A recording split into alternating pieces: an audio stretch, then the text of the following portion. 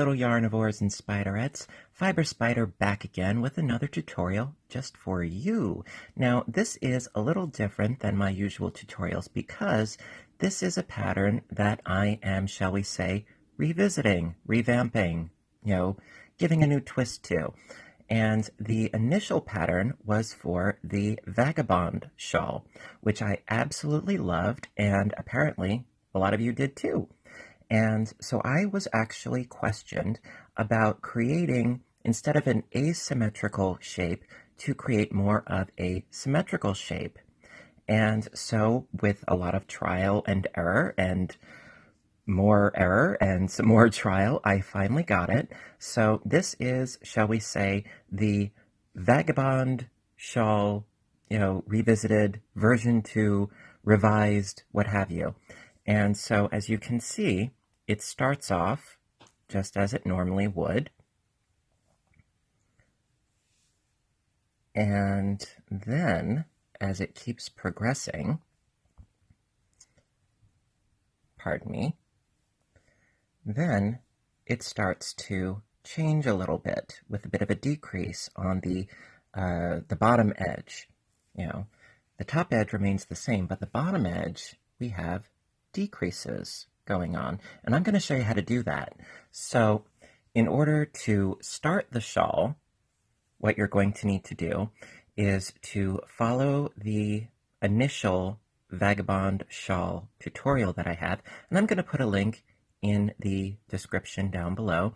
And also with that tutorial, there is a link to the original pattern by Purple Iguana on Ravelry. She's so lovely.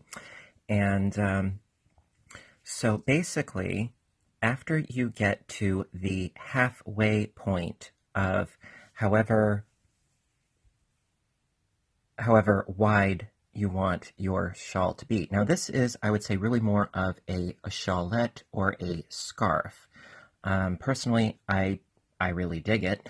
But if you want your shawl to go further down your back, you're going to need to use a lot more yarn than I did here. In fact, for this piece, I used about 2 full skeins of this sock yarn, which is Patton's Croy Socks. And this is the colorway of Cascade Colors. Really, really lovely yarn. But seriously, I used about 2 full skeins of this yarn. In fact, all I had left was this little bit here. Really not much.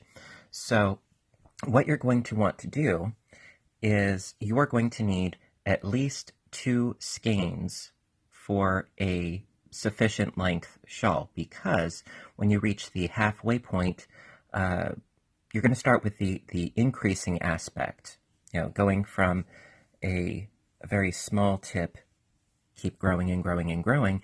So after you use up essentially one ball, 1 skein worth of yarn, then you're going to switch to your second skein, and you're going to start the decreasing. Now, of course, you can make this as big, as wide as you want to. That's totally up to you. But I think that for all intents and purposes, to use up one ball for the increase and then go into the second ball for the decrease, that is a safe bet, okay? Because if you're trying to figure out how far is halfway with a skein of yarn, that's, in my personal experience, that's next to impossible. If you can, by all means, whatever works for you, I'm all for it. So you are going to need, in essence, 2 skeins for this project. And now, granted, this isn't particularly wide from neckline to the base, but this makes a really nice scarf, in my opinion. Now, keep in mind, also, I know I'm rambling, but these are a lot of factors to keep in mind. Keep in mind also that the length from pointy tip to pointy tip, it is rather long. In fact, wearing it as a scarf, it goes around my neck and the tips do hang down, okay? So, with that being said, I want you to check out the link in the description box for the initial pattern and get as far as you need to as far as the initial increasing, and then come back here, and I'm going to show you how to do the decreasing. And that way you can have a more symmetrical type of piece as opposed to an asymmetric. And, I'm delighted with the results, and I hope you will be too. So check out that other video and hop right on back and we'll get into it. All right. All right, so through some prior preparation, I started a swatch as an example, and this piece, I believe, is Red Heart Soft, okay, and I am using a size H crochet hook. Also, with the sock yarn, I also used a size H hook, all right, because that I figured would be easier. So, just worsted weight yarn, you can use really whatever works for you, of course. And so I started my swatch, and if you watched the other video, you'll know that on the curved side here is the increase side.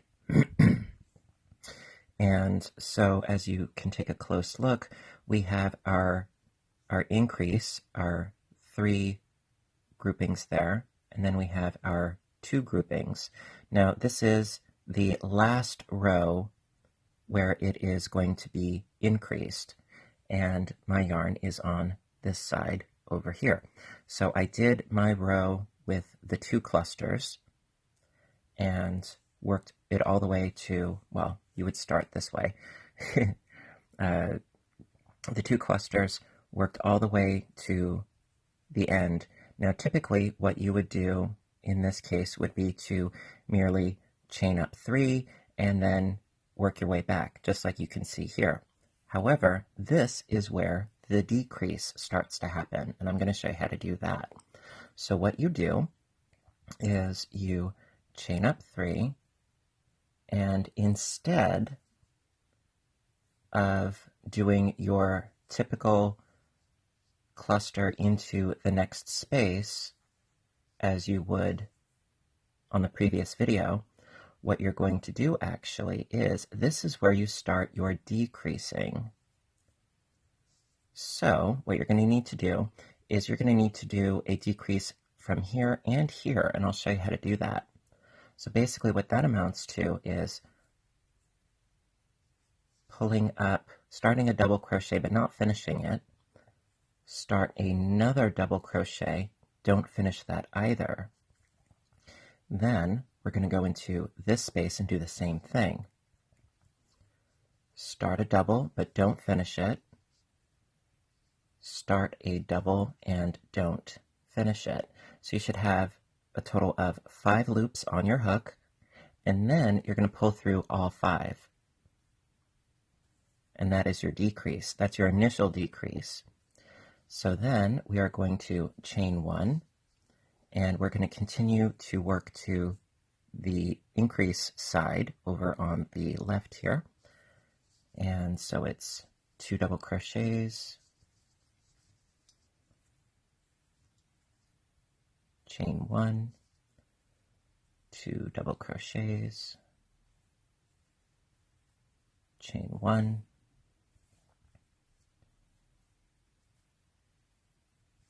2 doubles,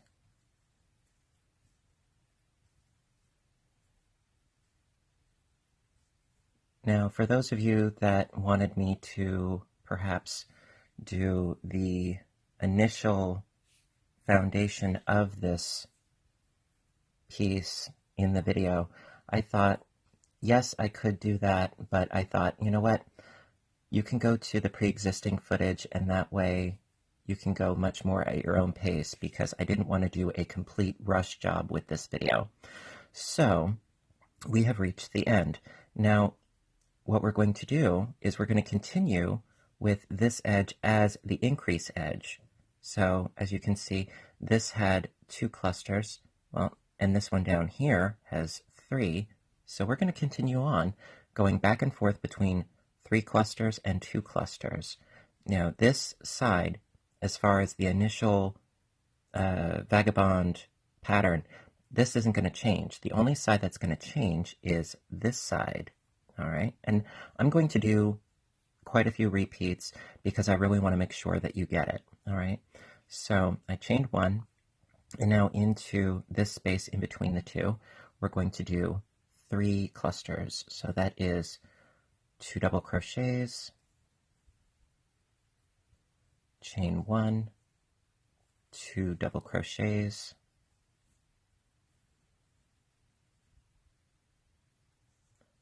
chain 1, and 2 double crochets. All right, and that is the first row of the quote-unquote second half of the scarf, if you will. It's sort of the beginning of the end, all right?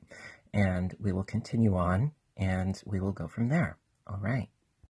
Alrighty, so to continue along, we're going to chain up 3,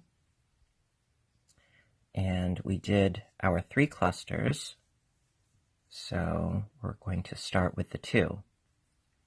So in that first chain 1 space, we're going to do 2 doubles,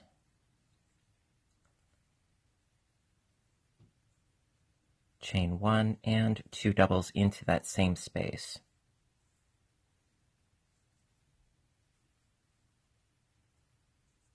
All right, let me just move my camera just a little bit, excuse me.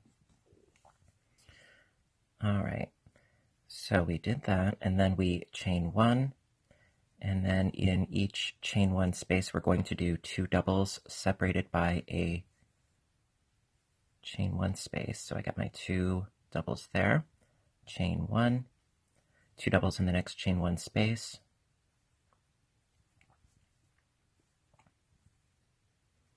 chain 1, 2 doubles in the next chain 1 space,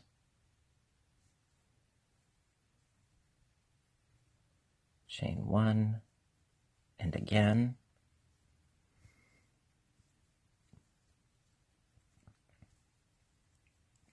and once you get the hang of this decrease, it really is really not hard, because just by looking at it you can see where you're at, which again lends itself to the simplicity of what I call mindful stitching. You know, you really don't have to agonize over it, which I absolutely love.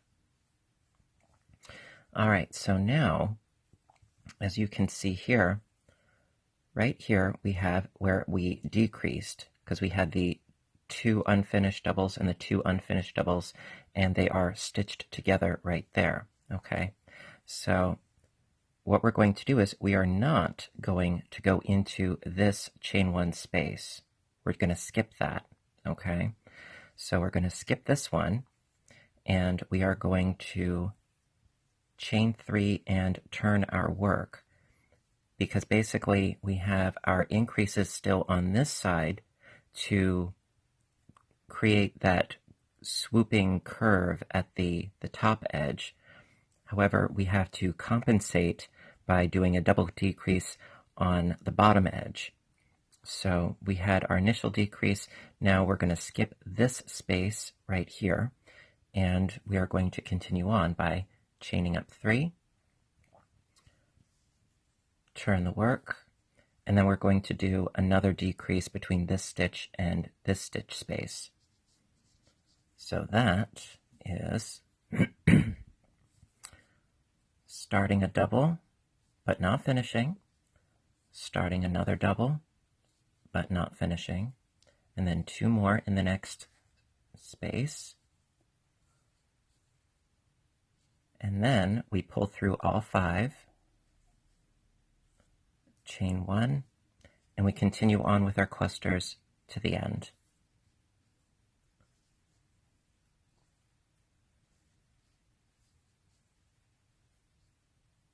And it is a bit of a slow route as far as decreasing, but let me tell you, I experimented with all sorts of, attempts at doing the decrease, and this one I found worked best. Now, of course, if you find a method that works better for you, by all means, I say go for it. and enjoy the process of thinking outside of the box, which is what I had to do to come up with this. All right, so we have reached the end, and we have our 2 clusters. So after chaining 1, we need to do a total of 3 clusters into that chain 1 space. So that is 2 doubles, chain 1, 2 doubles, chain 1, and 2 doubles. There we go. So as you can see, this edge here really has not changed at all.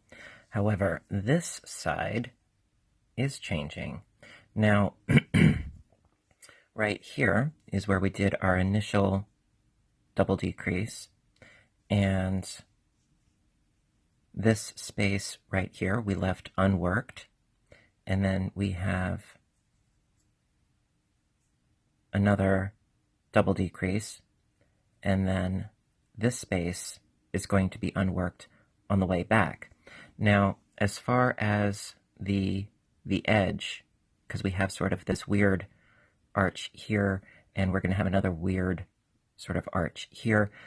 Granted, I know that it doesn't quite match up with this edging. However, like I said, that's really the best I could figure out on my own. So we're going to continue on, and we don't have that much more to go. And so we're going to continue on, and I'll show you how to finish this piece off. All right. Alrighty, so to continue right along, we're going to chain up 3 and turn our work.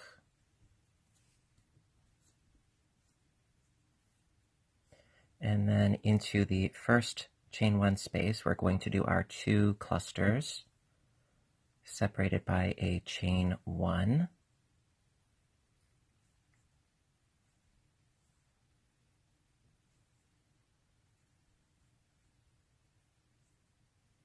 Then chain 1, and we're going to do our clusters as normal. 2 double crochets in each chain 1 space separated by a chain 1 until we reach the end. Well, almost the end, because we have to leave off this stitch right here. Well, that stitch space. Me and my misnomers, my silliness.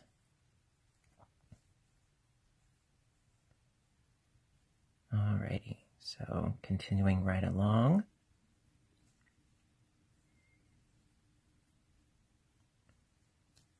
Alright, and we're almost there already. This goes pretty quick. Alright, so as you can see right here, this is where we have our sort of double decrease, and that is the space right next to it, which we're going to leave off. We're not going to go into this space. So since we're not going into there, we're going to chain up 3, turn the work, and then we're going to do our double decrease. So that is starting but not finishing 2 double crochets, going into the next chain 1 space, starting but not finishing 2 double crochets, and then pull through all 5 loops, chain 1, and going into the next chain 1 space, we continue right along.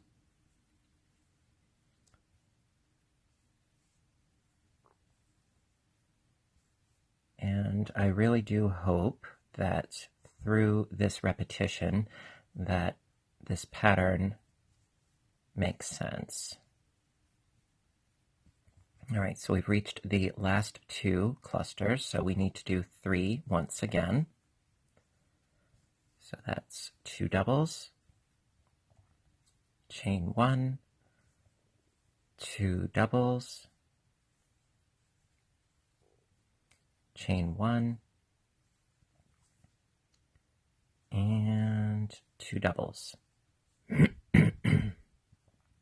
Okay, and as you can see, the rows are getting shorter and shorter. All right, so we're going to continue on by chaining up 3, turn the work, and in the first chain 1 space we need to do 2 clusters. So that's 2 double crochets, chain 1, and 2 double crochets in that same space.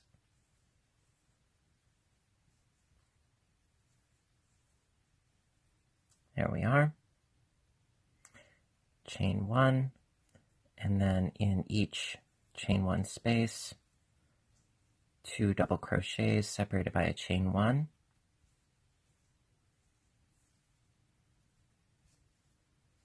Easy peasy.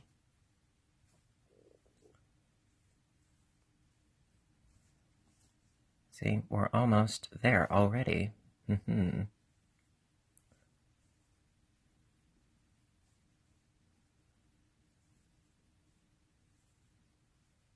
All right, and we are there. Because we don't want to go into this space right here, we want to skip that one. See, I understand this is a bit of a different look for this edge here in comparison to this edge, but it is still scalloped, so that kind of counts in my opinion. So now what we're going to do is we are going to chain up 3, turn the work, and we're going to do our double decrease. So that's starting but not finishing 2 double crochets in that first chain 1 space. Do the same in the next chain 1 space, and then pull through all 5, chain 1, and continue on with just a few more pairings of double crochets separated by a chain 1.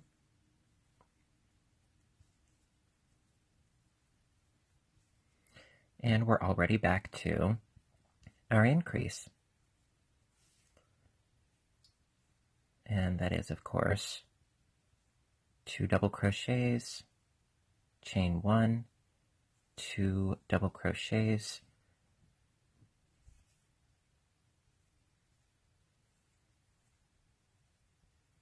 chain 1, and 2 double crochets.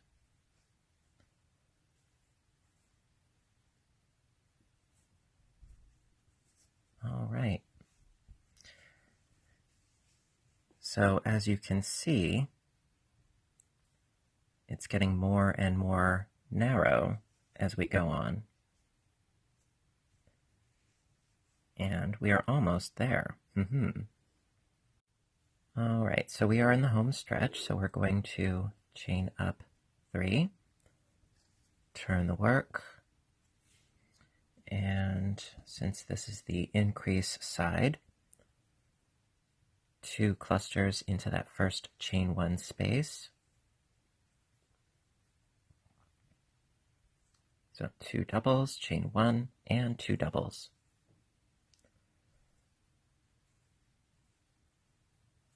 Like so. Chain 1, 2 doubles into the next chain 1 space.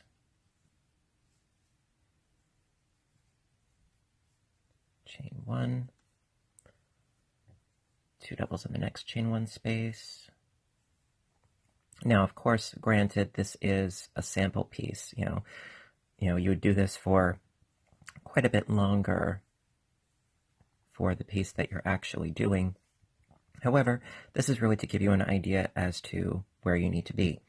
All right, so again, we're going to skip this space here because we have our double decrease right there. So we chain up 3, turn the work, and then we do our double decrease once again.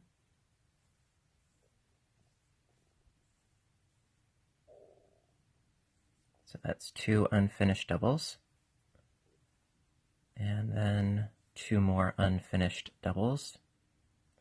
pull through all 5 loops on the hook, chain 1, see how quickly it's going? And then into the next chain 1 space, 2 doubles,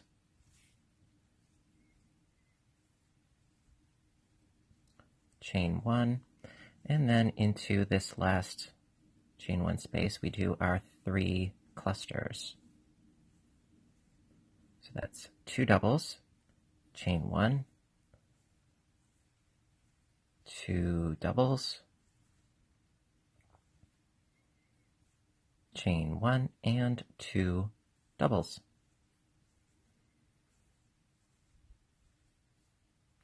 Chain 3, turn the work, increase yet again. I know it may seem counterintuitive, but it helps keep the overall shape that we're going for of a sort of crescent moon. So we've got our 2 doubles, chain 1, and 2 doubles into that first chain 1 space. Okay, chain 1, 2 doubles in the next chain 1 space, chain 1, and 2 doubles in the next chain 1 space. All right, and this is where we had our double decrease, so we're not using this space, and so we turn the work. After doing 3 chains, we turn the work, do our double decrease once again. So we have our 2 unfinished doubles, and then in the next space, do 2 unfinished doubles, and then pull through all 5, chain 1, do another increase. I'm sorry, I'm getting all tongue-tied. I do apologize. All right, so that's 2 doubles, chain 1, 2 doubles, chain 1, and 2 doubles. All right, chain 3, turn the work, and into that first chain 1 space, it's 2 clusters, so that's 2 doubles, chain 1, 2 doubles,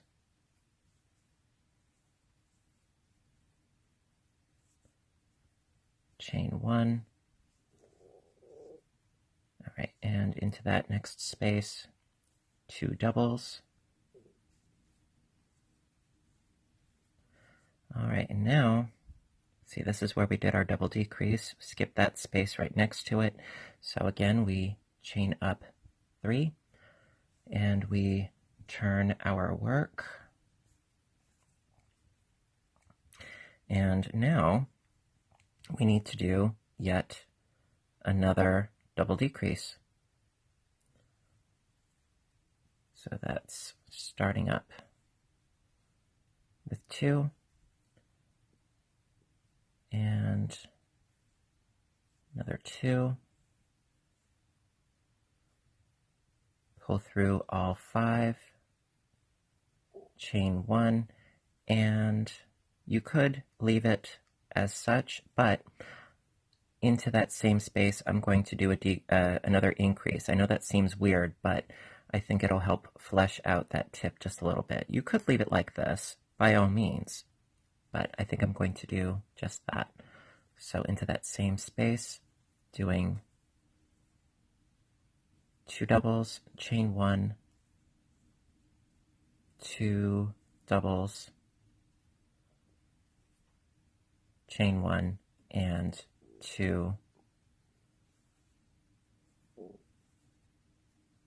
doubles. Sort of a nice fanned edge. All right, and I will arrange my piece here and show you exactly what we have done. Let me just lay this out here, all nice and neat. Alrighty, so as you can see, the piece started up here and then increase, increase, increase until we reach this point right here. Okay, and so basically from here across is the halfway mark in essence. So all of this was increase, and then all of this, of course, is our decrease, and it creates a really neat sort of crescent moon shape. And I absolutely love it, and I really hope that you did too. And that way you can take a pre-existing pattern and you can tweak it, you can alter it, and with a little bit of time, patience, and a bit more patience, you too can think outside of the box and create something new out of something that you've already done. Now, as always, I had a blast doing this, thinking, as I always say, outside of the box. I love getting those creative juices flowing, and it was thanks to one of my YouTuber subscribers, that suggested that I give this a try, and I'm glad that I did. And I thank you for that. So if you enjoyed this tutorial, sort of Mark II, revisitation, if you liked it, please hit the little like button down below, because your support means ever so much to me, as always. And if you have any questions or comments or what have you, please do so in the comments section down below.